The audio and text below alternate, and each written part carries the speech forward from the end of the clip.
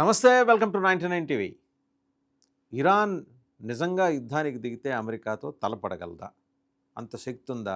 అంత సామర్థ్యం ఉందా? లేకపోవచ్చు. బట్ ఇరాన్కి వ్యూహాత్మక మద్దతు అయితే చైనా, రష్యా నుంచి ఉంటుంది. చైనా, రష్యా నేరుగా యుద్ధంలోకి దిగవు. రష్యా ఆల్రెడీ ఉక్రెయిన్ తోటి యుద్ధంలో దిగి వాళ్ళు అవతల మీద పై చేయి సాధిస్తున్నప్పటికీ నష్టపోయింది కూడా చాలా ఎక్కువ ఉంది. సో ఆయుధ సంపత్తితోటి సపోర్ట్ చేయొచ్చు. చైనా కూడా అంతే. చైనా ఎప్పుడు ఏంటంటే వ్యాపార యుద్ధాలు చేయాలనుకుంటుంది కానీ నేరుగా ఆర్మీని ఇన్వాల్వ్ చేసే యుద్ధాలైతే చైనా చేయడానికి సిద్ధంగా లేదు. వాళ్ళకి అది అవసరం లేదు కూడా. ఎకనామిక్గా మనం పవర్ సాధించగలిగితే అమెరికా రేపొద్దున కుక్క పిల్లలా తోక ఊపుకుంటూ ముందుకు వస్తుందని చైనా భావన. ఇప్పటికి ఆల్రెడీ తోక ఊపుకుంటూ వస్తోంది కూడా. కారణం ఏంటంటే ట్రేడ్ డీల్కి ఏదో ఆయన 200, 300% అన్నాడు. మంచిది కబాలి అన్నారు చైనా వాళ్ళు. తెల్లారి లేచి మళ్ళీ నమస్కారం పెట్టాడు ట్రంప్. ఎందుకంటే వీళ్ళు రేర్ ఎర్త్ మినరల్స్, మ్యాగ్నెట్స్ అన్నీ ఆపేస్తే అమెరికా సగం వ్యాపారం ఆగిపోద్ది. భయపడి దిగొచ్చాడు. సో ట్రంప్ తెంపరితనానికి జీ జిన్పింగ్ దగ్గర మంచి మందు ఉంది. అది మన ఆయుర్వేదం, యునాని కన్నా పెద్ద మందు అది. రేర్ ఎర్త్ మినరల్స్ అంటారు. సరే, ఇక్కడికి వద్దాం. అసలు ఇరాన్కి అణ్వాయుధ శక్తి ఉందా? లేదు. ఏదో యురేనియం శుద్ధి చేసుకోవటం, అణు సాంకేతికతో ముందుకెళ్ళటం అంతవరకు ఓకే. డ్రోన్ల తయారీలో రోజుకి 5,000 డ్రోన్లు రమారమి వాళ్ళు తయారు చేస్తున్నారు. రష్యాకి పంపిస్తున్నారు, చైనాకి పంపిస్తున్నారు, చాలా దేశాలకు పంపిస్తున్నారు వాళ్ళు. ఆ విషయంలో వాళ్ళు డ్రోన్ టెక్నాలజీలో they are ahead of all other nations. సరే, అదొక్కటే సరిపోదు కదా యుద్ధం చేయాలంటే. ఇంకా ఏమేం కావాలి? అసలు ఇరాన్ అణుపాటవం ఏంటి అమెరికా అణుపాటవంతో పోలిస్తే? ఒక ఏనుగుని ఢీ కొట్టడానికి కుందేలు పిల్లలతో ఎలా ఉంటుంది? సో అదే ఇప్పుడు జరగబోతోంది.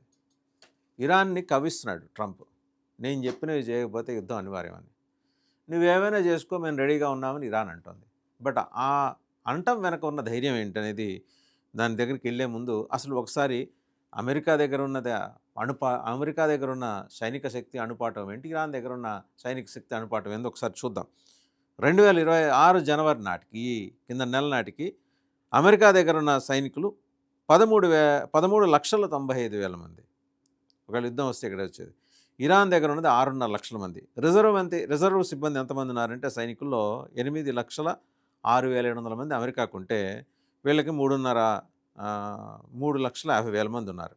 యుద్ధ విమానాలు, ఇదండి చాలా కీలకం ఇక్కడ.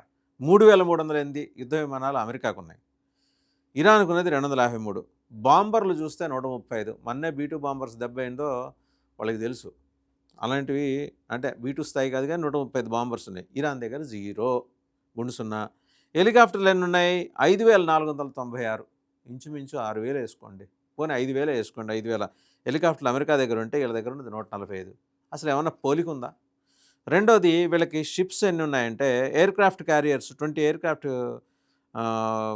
క్యారియర్స్ ఉన్నాయి, 69 సబ్మెరీన్స్. ఓవరాల్గా 241 ఉన్నాయి. 241లో 20 ఎయిర్క్రాఫ్ట్ క్యారియర్స్, ఒక 69 సబ్మెరీన్స్. వీళ్ళకి ఎన్ని ఉన్నాయి?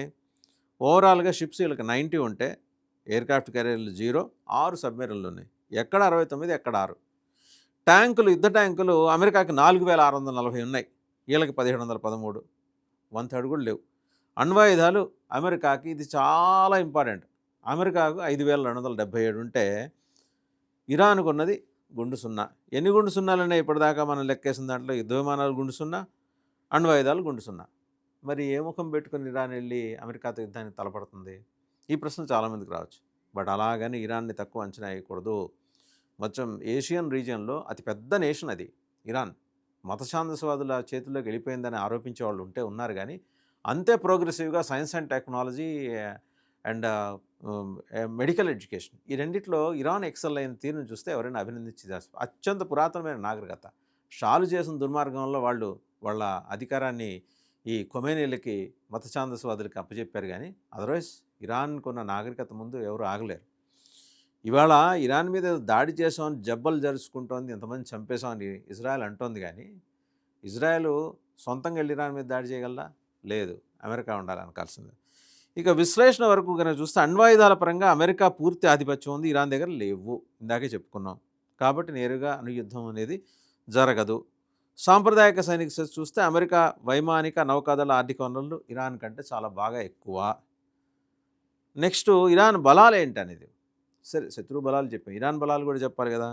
భౌగోళికంగా స్థానం, జియోగ్రఫికల్ మ్యాపింగ్ ఒకటి, అండ్ రీజనల్ ఇంపాక్ట్ ఒకటి, మిసైల్ సామర్థ్యం. వీళ్ళ దగ్గర బ్యాలిస్టిక్ మిసైల్స్ ఉన్నాయి.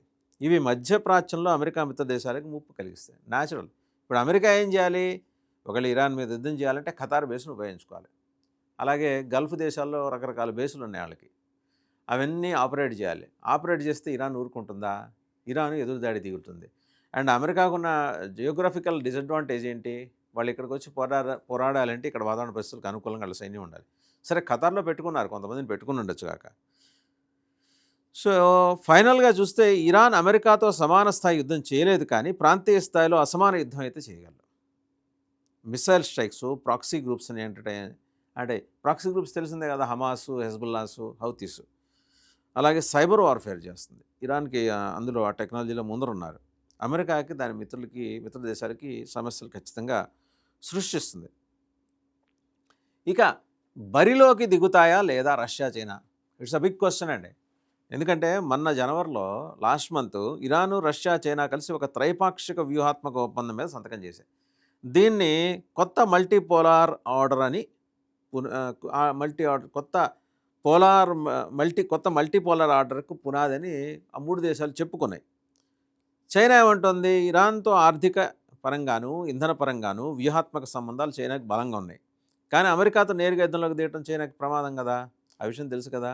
వాళ్ళు వాళ్ళ యువాన్లతోటి యుద్ధం చేస్తారు, కానీ ఆయుధాలతో యుద్ధం చేయరు. వాళ్ళ ఆయుధాలు ఇంకొకరికి అమ్మో అంటగట్టో, ఆ సెకండ్ రేట్ ఆయుధాలను అంటగట్టి మునీర్ని ప్రపంచ మార్కెట్లో ఎదవం చేశారు వాళ్ళు. అలా అంటగట్టో వాళ్ళు లబ్ధి పొందుతారు, కానీ నేరుగా యుద్ధం చేయరు. ఎక్కువగా ఆర్థిక పరంగా, రాజకీయ పరంగా ఇరాన్కి కావాల్సిన మద్దతు ఇస్తారు, నేరుగా సైనికంగా పాల్గొంటారు. ఇంకోటి, చైనా పీపుల్స్ ఆర్మీ ఏమాత్రం సిద్ధంగా లేదు, పీపుల్స్ లిబరేషన్ ఆర్మీ, పిఎల్ఏ. ఇక రష్యా గురించి చూస్తే ఇరాన్తో సైనిక పరంగా, ఇంధన పరంగా, భౌగోళికంగా, రాజకీయ సంబంధాలు ఉన్నాయి. ఉక్రెయిన్ యుద్ధం కారణంగా రష్యా కొంచెం దెబ్బతినుంది. ఇప్పటికే అమెరికా తోటి, వెస్ట్రన్ కంట్రీస్ తోటి, యూరోపియన్ యూనియన్ తోటి విభేదాల్లో ఉంది. కాబట్టి రష్యా పరోక్ష మద్దతు మాత్రమే ఇరాన్కి దక్కుతుంది. ఆయుధాల్లోనూ, సాంకేతిక సహాయం, దౌత్య మద్దతు ఇస్తుంది. కానీ అమెరికాతో నేరుగా యుద్ధం చేయడం రష్యాకు ప్రమాదకరం. సో ఇదంతా చూస్తుంటే ట్రంప్ మరి బెదిరిస్తున్నారు కదా, ఇరాన్ మీద అటాక్ చేస్తాడా? చేస్తే ఇరాన్ ఎంత నష్టపోతుందో, ప్రతిగా ట్రంప్కి నష్టం చేయడానికి ఇరాన్కి వేరే వ్యూహాలు ఉన్నాయి. ఆ వ్యూహాలు ఏంటి అనేది మనం నెక్స్ట్ ఎపిసోడ్లో చెప్పుకుందాం.